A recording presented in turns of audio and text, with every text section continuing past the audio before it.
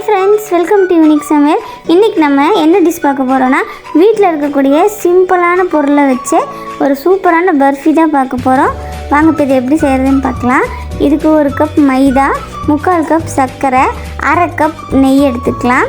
டெக்கரேஷனுக்காக பாதாமும் பிஸ்தாவும் இந்த மாதிரி பொடியை கட் பண்ணி வச்சுருக்கேன்.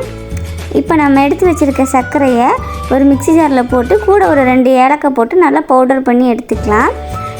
இப்போ நம்ம பர்ஃபி எதில் போட போகிறோமோ அதில் கொஞ்சம் நெய் தடவி வச்சுக்கலாம். இப்போ அடுப்பில் ஒரு கடாய் வச்சு அதில் நெய் ஊற்றி லைட்டாக சூடானதும் நம்ம எடுத்து வச்சுருந்த மைதாவை அதில் சேர்த்துக்கலாம். அந்த மைதாவை ரொம்ப லோ ஃப்ளேமில் வச்சு நல்லா மிக்ஸ் ஆகிற மாதிரி, லேசாக சூடாகிற மாதிரி அதை இப்படி கொஞ்சம் நல்லா வதக்கிக்கலாம். இந்த ஸ்டேஜ் வந்ததும் நம்ம பவுடர் பண்ணி வச்சுருக்க சுகரை அதில் ஆட் பண்ணிக்கலாம். இப்போ இது நம்ம நல்லா மிக்ஸ் பண்ணிக்கலாம். இந்த அளவுக்கு நல்லா மிக்ஸ் ஆகணும். இது கூட ஒரு 1/4 கப் அளவுக்கு மட்டும் லைட்டாக நம்ம பால் சேர்த்துக்கலாம். அப்போ அது சீக்கிரமாக அந்த சுகர் மெல்ட் ஆகி கிடைக்கும். அதுக்காக தான்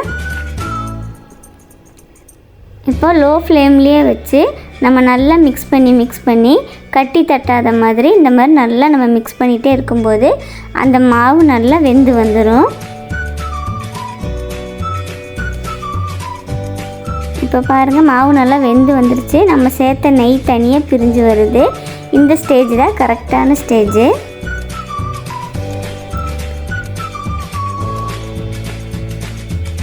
இப்போ நம்ம ஏற்கனவே நெய் தடவி வச்சுருக்கிறதுல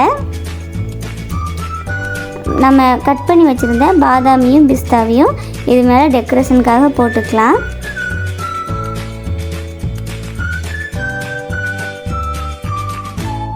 இப்போ நம்ம செஞ்சு வச்சுருக்க இந்த பர்ஃபியை இது மேலே நல்லா அப்ளை பண்ணி விட்டுறலாம். பாருங்கள், கொஞ்சம் கூட ஒட்டாமல் நீட்டாக வந்திருக்கு. இப்போ இதை நம்ம நல்லா கொஞ்சம் ப்ரெஸ் பண்ணி கொடுத்தாச்சு. இப்போ இதுக்கு மேலேயே நம்ம மேலும் கொஞ்சம் பாதாம் பிஸ்தா போட்டாச்சு. இதை நம்ம ஃப்ரிட்ஜில் எல்லாம் வைக்க வேண்டாம், வெளியவே வச்சா போதும்.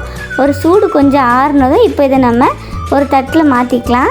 பாருங்கள், கொஞ்சம் கூட உடையாமல் சூப்பராக வந்திருக்கு. இப்போ இதுக்கு நமக்கு என்ன டிசைனில் வேணுமோ அந்த ஷேப்பில் நம்ம இதை கட் பண்ணி எடுத்துக்கலாம். அவ்வளோதான், நம்மளோட பர்ஃபி சூப்பராக ரெடி ஆயிடுச்சு.